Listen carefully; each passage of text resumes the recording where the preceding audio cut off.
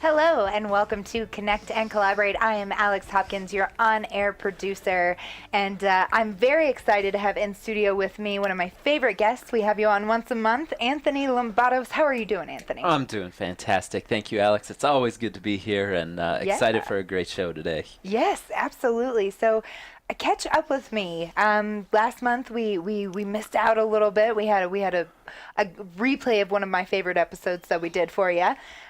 So we got a couple of months to catch up on here. Oh yeah, it's summer is such a crazy time at Footers, as you can imagine. We're right in the thick of wedding season, which is awesome to be part of those celebrations.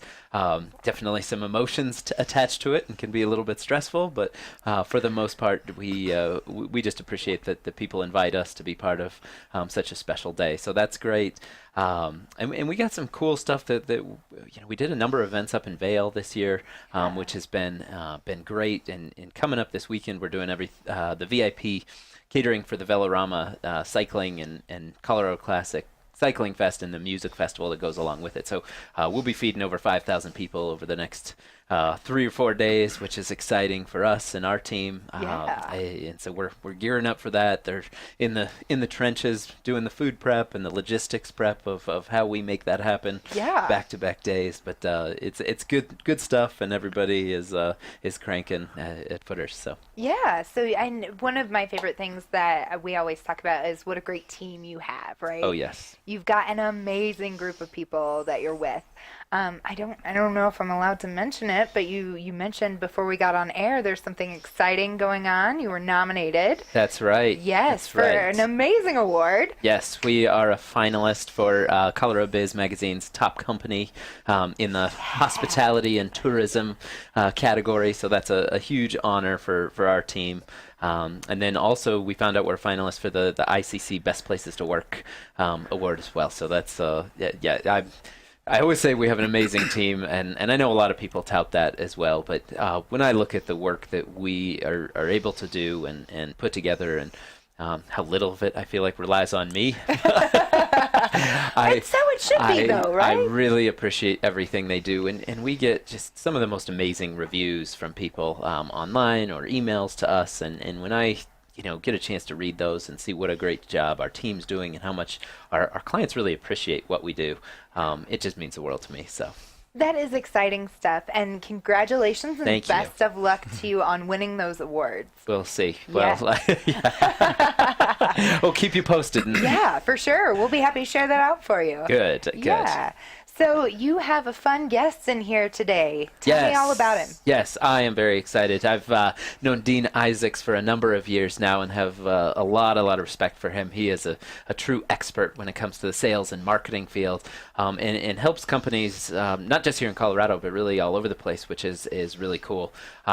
He had a chance to get to know him, and it's awesome to have you. So welcome, Dean. Yeah, thanks, Anthony. I appreciate you having me on the show. I'm looking forward to chatting with you today. Yeah, it's going to be good. Well, we're going to dive right in. As I said, I really value your expertise when it comes to sales and marketing, and I know that's what you do at the with your company, the Vantage Group, and so talk a little bit about some of the mistakes that the companies make when it comes to their sales efforts. Let's get into the nitty gritty. That's great. First question. This is great. I love this stuff. What bad things? Right. So, sales, it's an interesting thing. Most business owners understand how important, obviously, sales are, right? Nothing happens until you sell something. Well, lifeblood. It is. However, if you sell something and you continue to lose money at the thing you're selling, you're not going to be successful. So I think one of the biggest mistakes that the clients that we work with and business owners in general have is they just keep trying to sell more, right? That's the solution. The more we sell, the more issues we cover up with revenue. But of course, you can drive yourself out of business if you don't have cash flow and profitability. So I think that's one. The other is our salespeople aren't working, right? We're just going to fire them all and start again. Just going to get rid of them. I can't deal with it anymore. They're not working out. I'm done with it. And they go out and they hire exactly the same type of people again. And then they wonder why, history repeats itself. Then really what it comes down to is the biggest issue is they don't have a plan. They don't have goals. They don't have a strategy. And so they're winging it. And maybe what worked for the business 5 or 10 years ago doesn't work today. Business has changed. Our buying demographic has changed.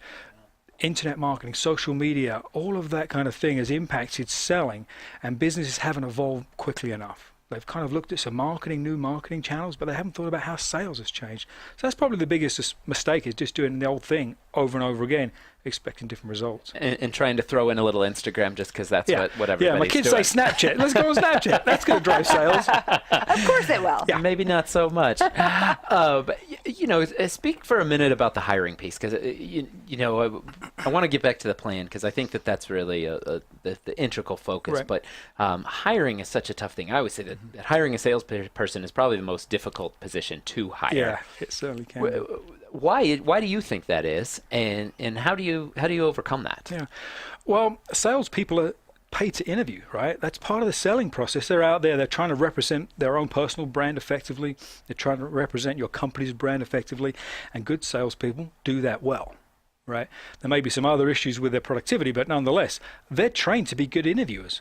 Yeah. Right? And most interviewers aren't trained to be good interviewers. Like, a business owner has never probably got training on how to interview, how to ask the right questions, how to get below the surface and really understand the individual. So I think that's one aspect of hiring salespeople that makes it a challenge. The other is they don't really know what they need. Mm-hmm. All salespeople are salespeople, right? Everybody can go out and open new accounts.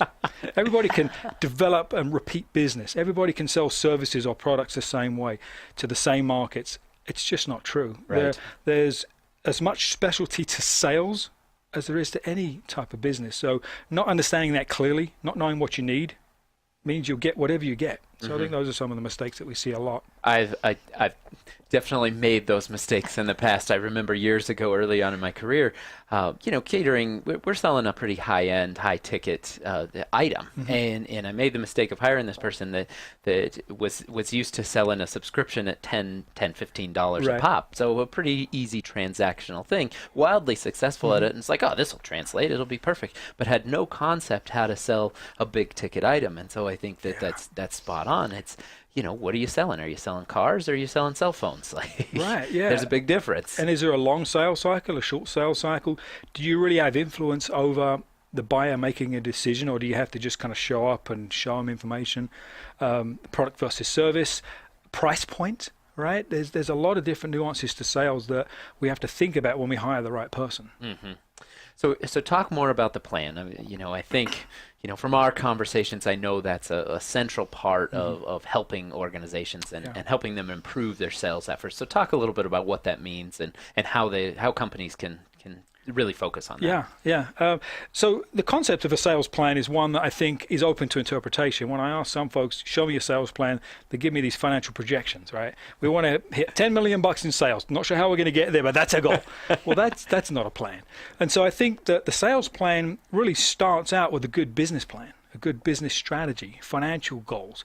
So from an organizational perspective, having that clear vision of where we want to go, how we want to get there, and then all of the sub-plans under that, the marketing plan, the hiring plan, the retention and development plan, the sales plan, the product development plan, all of these things fit in as implementation tools for an overall strategy. And that's the piece that's missing, right? As I said earlier, just sell more stuff and we'll be successful. Obviously not a plan. So knowing where you want to go as an organization, I talk to a lot of business owners that have a vision to sell their business down the road. Well, that changes perhaps their revenue stream, their valuation. It may change the type of customers that we go after, right? Reoccurring revenue models in a business increase valuation. We know that. So can we evolve from the one and done situation to a reoccurring revenue model? That comes from the business strategy, not from the sales plan. The sales plan will support how do we get there. So I think that misnomer of what a sales plan is pretty common. And then you take the vision. So let's say we want to have this reoccurring revenue model. Okay, now we have to almost put our marketing hat on and say, what's our ideal client profile? What does that look like? Right. How do we connect with them? What's the journey they go through when they make a buying decision? And then you can backfill with the strategies around it and the tactics around it. But often that's completely overlooked. Yeah, and it is just about throwing a number against the wall and saying, "Yep, that'll stick." Yeah, and I love what you said. When we were having a conversation a couple of days ago, and you said, great revenue and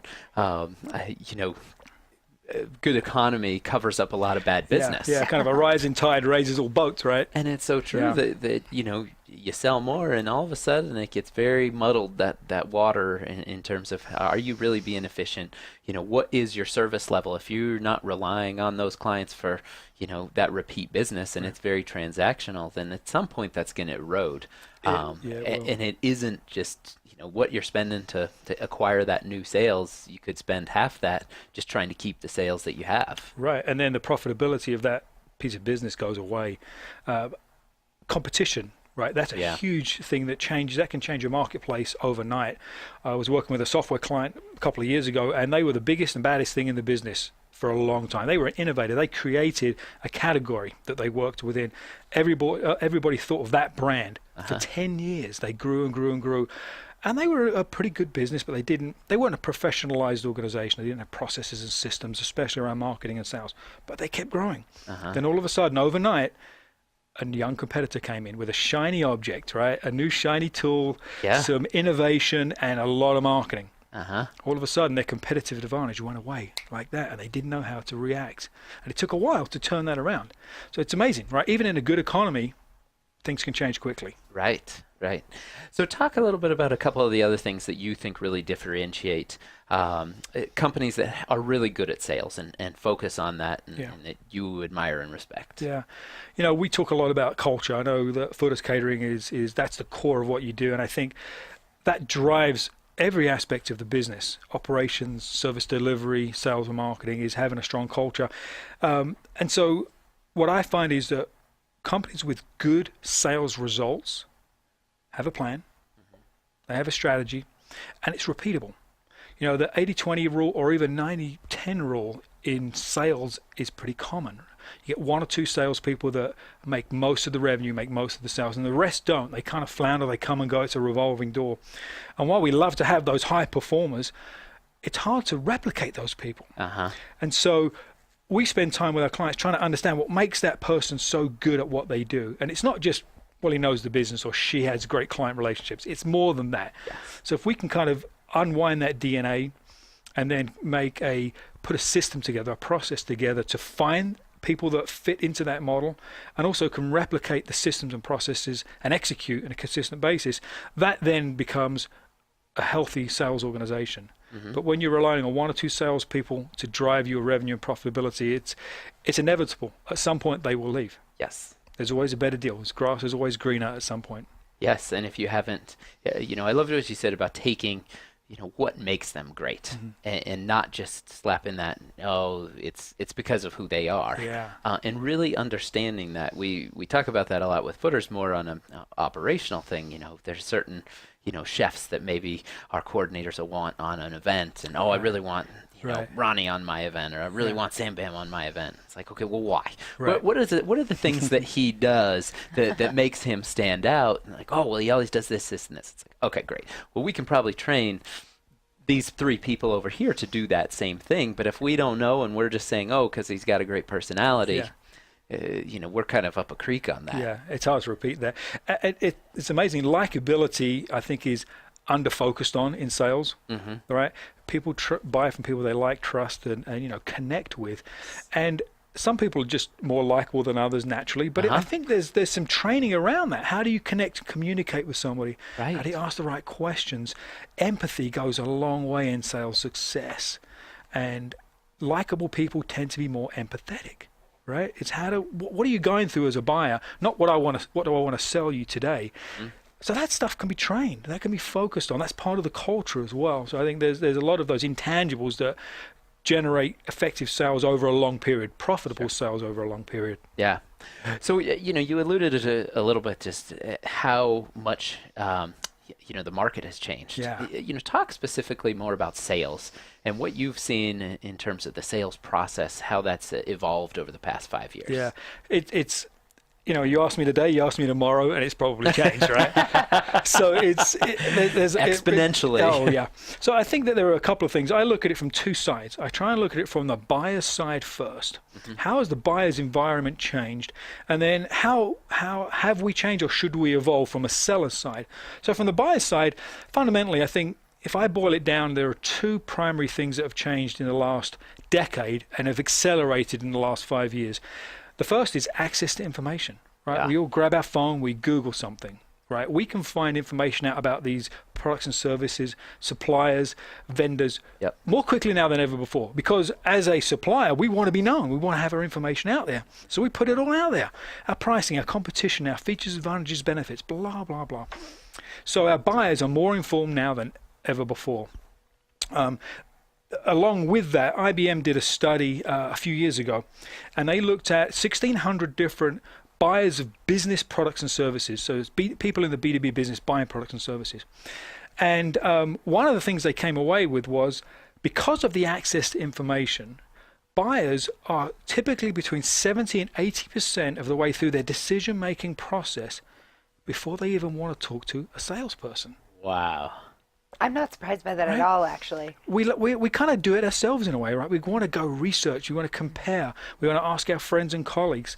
And so the power's shifted, especially in the last 5 or 6 years. And that's one of the fundamental changes, is that a salesperson doesn't quite have that bag of tricks anymore, where they show up and explain and teach and coach, because the buyer's already probably 2 steps ahead of them. So that's a shift in power that's significant. I think the other thing is, for the first time in US history, we have 4 generations in the workforce. Yes. Boomers, Xers, Millennials, and Z generation, right? The Z Genners are in that 22, 23-year-old range, maybe 24. So 4 generations in the workforce. So let's say our typical buyer is a business owner, Gen Xer, let's say. So we're out there selling and marketing to Gen Xers. But what we don't realize is that Gen Xer has asked that Millennial or Z generation person to say, go out and find me 3 resources to answer this problem. So in actual fact, we may be selling to the Gen Xer, but we're marketing to a Z Gen, and they buy in a very different way. They look for stuff in a very different place. So we've got this complex, multi-generational workforce that most salespeople especially haven't even considered. Talk a little bit more about the difference in how those generations buy, because I think that's a fascinating thing. That you're right. Most salespeople, it's not even on their radar. They're whatever generation they're in, they're stuck selling to that. And many salespeople are sold to their generation. Right, that's where they grew up in sales, right? So it's a peer-to-peer sales relationship, and so you've got. I won't pick on boomers. I won't pick on Z Gen. I'll pick the 2 middle generations, right? Oh, good, because nobody picks on millennials. Right. Hey, I hear a lot. I don't buy into a lot of the things that people say about millennials. I tell you, you and me both.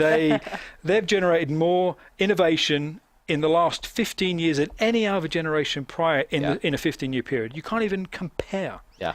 Are they perfect? No, but no generation is. Right. So I've got millennial kids. My kids are at that threshold between a Z Gen and millennial. They're 20 years old. So they're right in the middle there. So I could quite possibly be selling to my kids in the marketplace if they were an intern, which both of them were this summer, and they were told by the boss, go find a sales consultant to help us with this problem. I'm now selling to my kids. Right.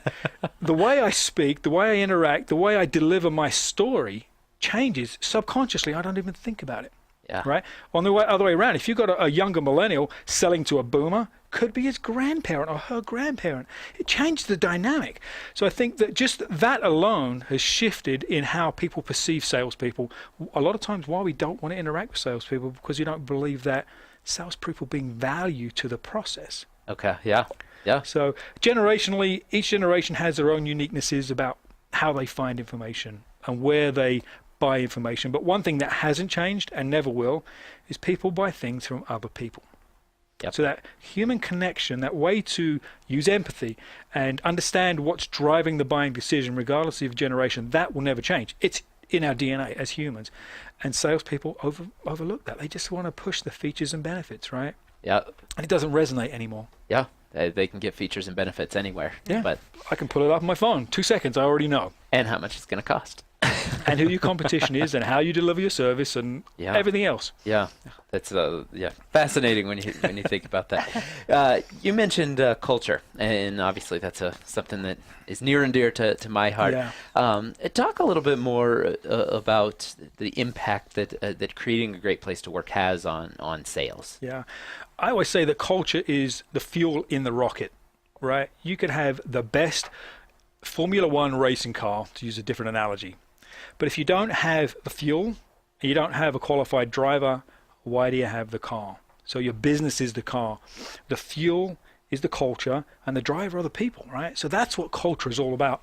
So I think that good culture attracts like attracts like. And if you're vocal about it, you're proud of your culture, you've got a clearly defined vision for the company, not only will you attract good people, you'll attract customers that want to work with you as well. So just fundamentally, culture makes a huge U-turn in terms of the growth velocity of a company. I'm working with a small construction company right now, and they really want to grow. And that was why they engaged with our firm, is to help them grow. We're looking at sales and marketing and people and a bunch of different things. And one of the things I realized was they don't have a defined culture. Now, they have a culture, but it's not intentionally defined. Yep. And what we heard from their customers are, some of their employees don't like to work there. They're hearing from the employees in the field, out there in the world. So obviously that was a major priority for us. We shifted some priorities and started focusing on culture with them, because you can't attract, you can't retain, you can't attract clients. It's you're dead on the side of the road. It's something that I think we didn't fully grasp when we started. And came, when we bought the business from my dad, it was very like, we want to create a great place to work, but it wasn't ever with that intention of this is going to be our ticket to grow. It was more, we just want it to be fun when we're at work. And we have seen that time and time again, where people say, your servers are amazing, they really care, they want to be there. Yeah. And yes, that's what we want. Like, we feel like when our team loves their job, we're just as excited about the events as our clients are, and that makes a big difference. Well, and the phrase you just used, we wanted to create a great place to work, is different to creating a good culture, right? A great place to work, and again, we'll go back to generations again, don't want to pick on them, but from a boomer's perspective, a great place to work is stability, fair pay, it's 2 weeks off, and I'm probably going to try and retire there. Equals good place to work. That doesn't resonate with the Gen Xers, and definitely doesn't resonate with the millennials or the Z Gen. So that culture is different to a great place to work. Yes. They're not inseparable, and one culture drives a great place to work, but you can have a great place to work and no defined culture. Yeah. So it's a very different thing. It's not necessarily just about the ping pong tables and exactly, the beer fridge. Yeah, the kegerator. Well, on that note, what do you think it takes to create a great place to work? Obviously it's different for each generation, but talk a little bit about the companies that you see that are doing it right. Well, they're doing it intentionally, first of all, right? Sometimes things evolve over time, but doing it intentionally, I think, has a tremendous power. Being clear on the vision for the organization, where do we want this to go? Having a defined set of values, right? Values drive everything in a business. So just starting there can have a huge impact on creating the right kind of culture. And then also getting input from your employees. What is great culture to them? If you want to retain that key group of employees, they've got to have some say. They've got to have input and be communicated with and be part of growing the culture. So I think there are some processes you can go through to create culture, but even understanding what does culture mean within a business, just clearly defining that. The business owner I was mentioning earlier, he wasn't even clear on what is that? How do I even do that? I pay them fairly. They've got a job. Isn't that culture? Yeah. So there's a lot of education at the owner and leadership level, and then it trickles down through the organization. Yeah, and it makes a huge difference. I honestly believe, especially moving forward, it's going to become even more important in the retention of talent and the quality of service that you're able to provide. When you attract people that fit, and then it's just more fun. It is much more fun. This is a fascinating conversation. I'm excited to come right back to it after this quick commercial break. Stay with us here on Connect and Collaborate. In the meantime, like and subscribe to our YouTube page while you're here. We'll be right back. Welcome back to Connect and Collaborate. I am Alex Hopkins, your on-air producer, and we have had Anthony Lombados in studio with us today. He is with Footers Catering, and he always talks about creating a great place to work, and he brings some awesome guests with him. So let's jump right back in. Yes, thank you, Alex. It's a pleasure to be here. We're having a great conversation. And along with us today, Dean Isaacs, the founder and president of the Vantage Group, and just do a phenomenal job working with their clients on sales and marketing and helping them. Most of them, you're getting them to the next level, right? Right, yeah, absolutely. A lot of times the conversation is all around growth and sustainable growth, yeah. Yeah. Talk for a minute. We've jumped in on the sales, but I want to back up and talk about what you do for specifically with some of your clients, and who are the right clients for you? Yeah. Thanks for asking. So, our clients tend to be B2B. So that's our commonality is B2B. We do a little work with B2C clients, but generally they're B2B, and they're across every industry, right? So professional services, technology, manufacturing, construction, you name it, we've worked with a company in that industry or something very close. And the fun thing about that is that we can bring ideas from one industry across boundaries to another industry. While it may be common in catering, it's not common in construction, whatever that it is. Right. So we have a lot of fun doing that. And really, as I said, while our fundamental blocking and tackling is around marketing and sales, helping a client develop a strategy, and then working with their team to implement that strategy. Because, if you have a good plan and you don't execute, you're not going to get results. So while marketing and sales are really important, and we work to integrate those two functions so they generate the results that they need, we also have a lot of conversations with business owners about their goals. Where are they going with their organization? Is there growth for an X period of time? Do they want to sell? What kind of valuation do they need? Where are they headed? Because if you don't have a clear vision of where the organization is going, we can't do our job in helping them achieve those growth goals. So as you can imagine, when we start talking about growth, we get a little outside of pure marketing and sales. We end up talking about people and culture like we've been talking about today. And whether we do those things for the client or we bring in some of our strategic partners, we want to make sure the clients get the best advice so they can achieve their goals. Yeah. So talk a little bit. We in the first segment we talked about sales. Yeah. Let's move into marketing. And marketing to me, I'm fascinated with because I've heard it used so many different ways and applied to so many different things. I want to hear from you. What do you consider marketing? Well, I'm sure that as soon as I say this, I'm going to be wrong, right? Because there's a definition out there that I've never heard. So fundamentally, I believe marketing is communicating who you are as a business to your target market. That's it. Right? At the most basic fundamental level, that's it. Now, it gets a lot more complicated from there, right? So every channel, every technology, every tactic is a subset of marketing. Digital marketing, PR, communications, trade shows, public speaking, direct mail, email, the list goes on and on. They're all pieces and parts of what I believe is a bigger piece of the organization called marketing. So that's fundamentally what marketing is. And for most small and mid-sized businesses, the kinds of businesses we work with, there has to be a tangible return on investment. We're not Procter & Gamble. We're just going to run an ad and see if it works. I think it was the EVP of Procter & Gamble probably a decade ago said, we spend, let's say, $100 million on marketing every year. We know 50% works. We just don't know which 50%. Oh, no. Right. Now, our small client, our business owners don't have that bandwidth, right? They can't spend $100,000 or $10,000 and not know where the return on investment is. So most of the businesses we work with, part of marketing, the return on investment is lead generation, supporting the sales effort. And that's the intersection a lot of times between marketing and sales. And we've talked a little about this. No longer is it marketing does their stuff, black box, who knows, and they get a lead and they throw it over the fence to sales. It's like, all right, Anthony, you're our sales guy, go close that deal. Things shouldn't happen and don't happen in a silo anymore, especially from the buyer's perspective. A lot of business owners and business leaders still run their organizations in silos. From the buyer's perspective, they want a seamless transition. They just want to know they're working with the people at the organization. And I don't want to hear from a buyer, if I'm the buyer, I don't want to hear, well, I can't help you there, but let me send you to the call center and they'll figure it out. That's not what you want to hear. Deal killer right there. Yeah, is that the culture you want to communicate to the marketplace? So lead generation is a really important output to marketing in small and mid-sized businesses. It's not the only thing, but I think that when we speak to business owners about what do you expect out of marketing, they're either very clear, and it's something like lead generation, or it's, I don't know, we just need to get our word out there. We need to get our brand out there. So there's a lot of vaguity around that, and you can't measure vague. Yeah. Right? You got to be specific. Put it on a billboard. Yeah. Back of the milk carton. Get it out there. Well, talk a little bit about that. I love that analogy of throwing the black box over the fence and saying, "Here, you take it now." What are the other steps companies need to do to integrate that marketing and sales process? How do you break down those silos that have traditionally been there in your marketing, your sales? What needs to happen for them to really be talking and working together?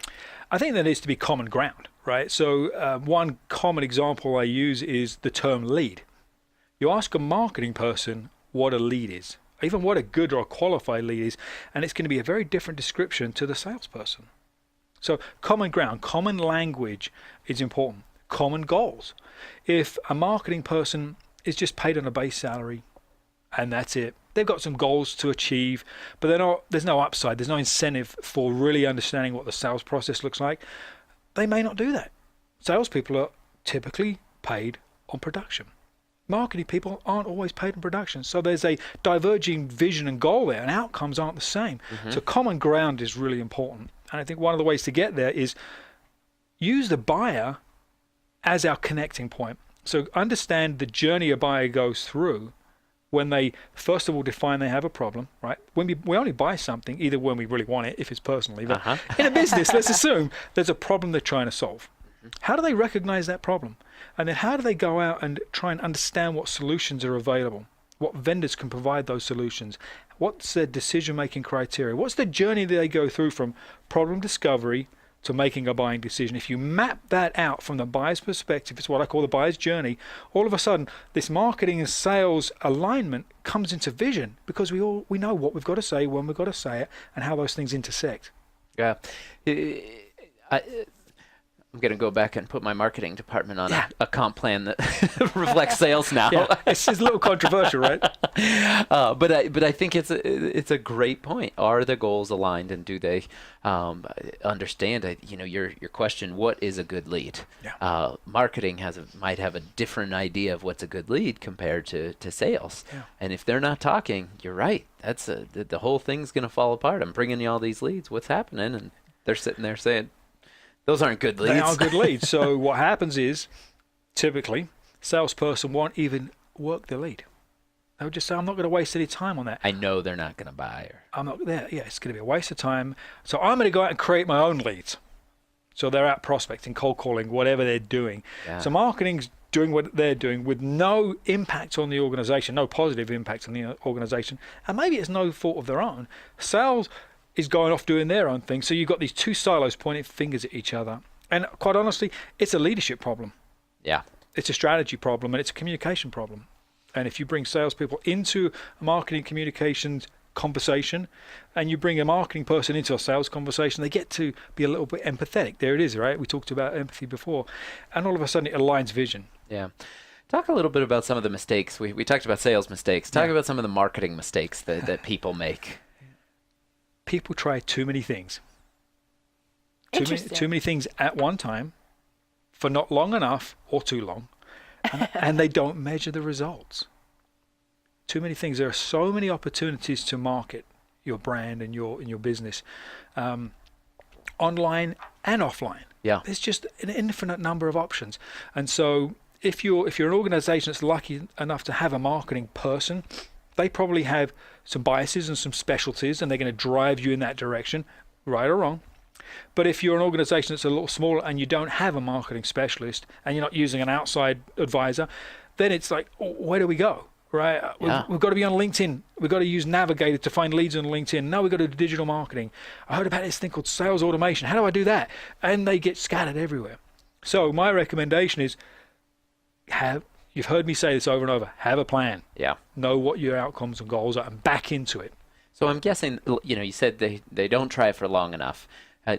My gut tells me that depends a lot on the sales cycle. Right. But is there a percentage or a relationship that ties that together, that you can give people almost hey, you really should try that for 3 months or 2 months? What is the right number? Yeah. Well, I don't know if there's an absolute right number, but certainly a lot of these digital marketing tools, that's where a lot of folks are headed, SEO and paid search and all that kind of stuff. You've got to give it 90 days, right? You've got to give it 90 days to capture Google's attention if you're starting to do some kind of an SEO campaign. But I recommend to clients, don't sign up for a year. Right? If the provider's not willing to let you sign up for 3-month chunks, for example, then maybe they're not the relationship that you want. So give it 3 months, be realistic about the expectations, right? And measure along the way. Don't let that vendor or that supplier or that provider go silent for 90 days and they just show up with the report and say, here we are. Here's what we It's did. too late. Part of my marketing is getting constant feedback. I said in an event I was speaking at this morning, if you do something in marketing that you can't measure, you shouldn't do it. Everything's measurable. Yes. And it's measurable instantly, especially if it's online, digital. Right. So don't wait. Well, and your point they try too many things at once, because I think there are things that can be difficult to track with marketing. I know I've struggled with that before. So isolating and saying, hey, we're going to try this, and we know that anything that comes in has got to be funneled through that, Right. and we know that either works or doesn't work. Right. Yeah, I think that's a great tip for people to think about, because it can be so overwhelming. Like, do I do a little bit of this, a little bit, and you end up dipping your toe in the water in Right. 20 different places, and how could you know if it works? And you're not even really trying to measure, right? You're trying to connect the dots without data. There's some really great services out there. There's one service called CallRail, Okay. and they're a company that provides you an infinite number of phone numbers. They're dynamic phone numbers, so you can have a different phone number for every campaign that you run. Direct mail, email, online, landing page, I don't care what it is, a billboard. You could create a different phone number for every campaign. So anytime somebody dials that unique number, you know it was a lead generated by that campaign. They all can come into the same place. You don't have to have 50 people in a call center. So that alone, having dynamic landing pages based on your campaigns, coupon codes, and there's a lot of really great tools that allow us to adapt what we've been doing and have more trackable information. Yeah, the great advice. Make sure you're tracking everything you're doing when it comes to marketing. I know from now on that's going to be something we're going to make sure That's great. We're going to do as Good. well. So communication is something that is a buzzword. That and innovation, I feel like are thrown around all the time. And I know that's something that you've studied a lot and you know a lot about. Talk a little bit about the impact of communication when you're trying to implement these plans. You come up with a sales plan, you integrate it with marketing. How do you communicate it to both, internal, your team, and then external, the potential clients? Right. Well, certainly effective communication is critical to success. I won't just say communication, because there are some that they communicate but not effectively. So certainly effective communication. And what do I mean by effective communication? You've effectively developed a message that when the person that you're delivering it to understands the meaning, right? That's what it's about. It's the meaning. It's not the language, it's the meaning. So all good strategy is driven because of change, right? It's not a new strategy. It's not a new direction if you're not changing something. And so change is difficult. Human nature is we don't like change. Don't move my cheese. So that communication is important, and it's communication throughout the process. Here's where we're going and why. The why is so important. Getting buy-in and feedback as you build out the strategy, because then that leads to buy-in and a successful implementation. If you rely on your team to execute, it's one thing to say, all right, there's the plan, go do it, tell me how it goes. Are people going to do it? Perhaps. At the level they could, definitely not. But if they were part of the process, part of the communication loop, the buy-in's significantly higher, and they probably provided some valuable information along the way, and they're willing to execute. And it comes back to that culture thing too. Part of culture and being intentional about evolving your culture, a lot of it is around communication too. Well, and it gives people opportunities to grow. I mean, when you involve them in that process, I love it. The buy-in is huge. They were part of that, but then the satisfaction they get from being part of it as well makes them much more proud to implement. And that I've seen at Footers a number of times just really take off, where they're all of a sudden leading the charge instead of me or somebody else. They're hell bent on making sure this thing gets done. It kind of takes on a life of its own, right? Yes, exactly. So external messaging and communication. What are the things that the companies need to focus on when it comes to how they get? We've got this plan. Here's what we need. Here's what we're going to do. We got to tell people about it. Talk more about that. Yeah, so external communication can be a lot of different things. So we have some great partners that we know in town that are PR and communications experts, right? So they'll go in and they'll teach an executive team how to react to an emergency or a situation. So they communicate to the marketplace. So they say the right thing. That's probably not the communication we're talking about. If your employees are clear in their vision and it aligns with the culture of the organization, they're going to talk about it.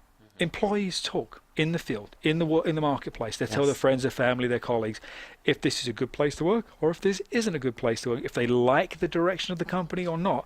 So if everybody's got buy-in, everybody's clear and excited, you haven't got to worry about it. Now, having said that, there's a little coaching along the way too, right? So I believe that with all good intentions, sometimes the wrong things are said. So you can certainly train your customer-facing people on the right kind of language to use. You know, and that language aligns with the culture and brand of your organization. So then there's consistency in the marketplace. Footers Catering is a great example. You have catchphrases and acronyms that are just your stuff. And when I hear that, I know it's Anthony and Footers Catering. It's no question. It extends the brand into the marketplace. So, but you've been intentional about that. So that's the message, is being intentional, making sure that your employees develop the right skill set to be able to communicate. I think another lesson that we've learned on the way is the frequency. You know, I think it was a mistake I've made early on, that I felt like if you tell somebody something once, they should understand it and get it, and we're good. I got it first time. Why didn't you? Right? Exactly. And the number of times I realized, I'm like, no, like we have to talk about this over and over and over again, and then talk about it some more, and then next week we're going to talk about it some more. And it's something for us. I totally underestimated early on of the importance of that we're bombarded with so much information and so many words and messages that come in on a daily basis. To think that the one time I tell our team this one thing, that everybody's going to receive it in the exact same way and understand it, kind of is silly when you take a step back and what were you thinking, Anthony? And so for us, the communication piece has really been back to the culture. That's our key focus. How are we talking about that each week? Every week we have a meeting on Tuesday. We're giving out our Jimmy Bucks that recognize who embodied our core values for that week. We're reading our reviews, talking about why that served the third part of our mission statement, creating exceptional experiences for our clients and their guests.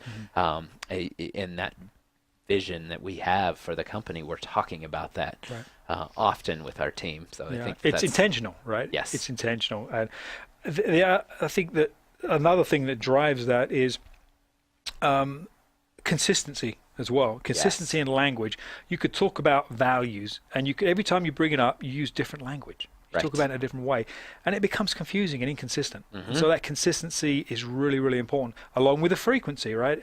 Even from a marketing perspective, right, we have to get our brand in the marketplace X number of times before people connect your brand with the value you bring. It's no different. It's humans connecting with humans. So consistency and frequency is really important. But yeah, for creating that, fostering a culture that has great communication. I think you're spot on with that. We've struggled with the values as well. Originally we had, we still do 9 different words that are our values.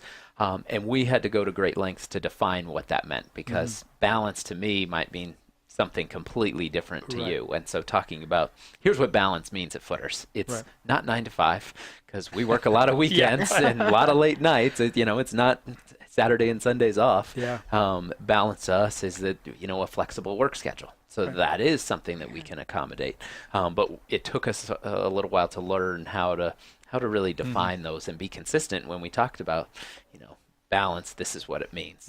As a core when you hear the language of Footers repeated without you in the room, you kind of overhear a conversation, then all right, it's starting to stick. It's starting to resonate, and your employees are going to repeat that to other employees.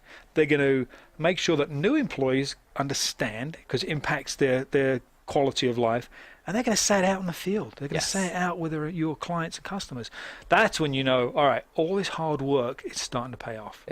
You're spot on there. That's I couldn't have said it better. The middle part of our mission statements make it better every day, and our team made it into an acronym MIBE for those four letters, and so then it became MIBE Tribe, and you'd walk around and people, oh, that's a good MIBE, and oh, you're MIBing that. That's awesome. It's a verb. And all of a sudden, it was an adjective, it was a verb, it was all over the place. It's like everybody's using MIBE Tribe, and now every meeting ends with MIBE Tribe on 3. That's and awesome. It's a story that April and I aren't the ones telling that story. It's our team that loves it and embraces it and talks to all new employees about like my tribe. This is what it means, and this is what you got to do. And this is We got to get it out. It's kind of like Google was, whatever, 15 years ago. What, Google? Now it is a verb, right? You Google something. Right. It's common language. You need to get the footers language out there into the world, man. That's right. Look out, Mybin. It's coming. Talk on the flip side about why you see companies struggle with communication. We talked about things they do right and things to fix it, but what are the mistakes they make? I mentioned leadership earlier, and I think sometimes leaders just don't want to do it. Yeah. Too much like hard work. It's change. It's uncomfortable. I don't know how to do it. Yeah. And I think that often is a roadblock before it even gets started, right? Maybe talked about it during our strategic planning. We've got to improve communication. And it never goes anywhere. Yes. We send out a monthly email to our employees. That's not it, right? That's Right. not the answer to the solution. So I do think that that's part of it.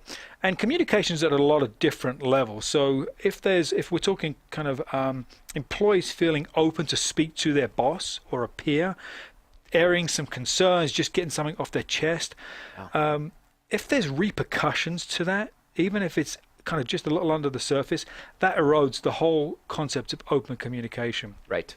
And then territorialism. Just because you have your door open doesn't mean that It's somebody's an open door willing policy, to walk right? in. Yeah, I'm sitting here like this, ignoring the fact that you're standing right there. Uh-huh.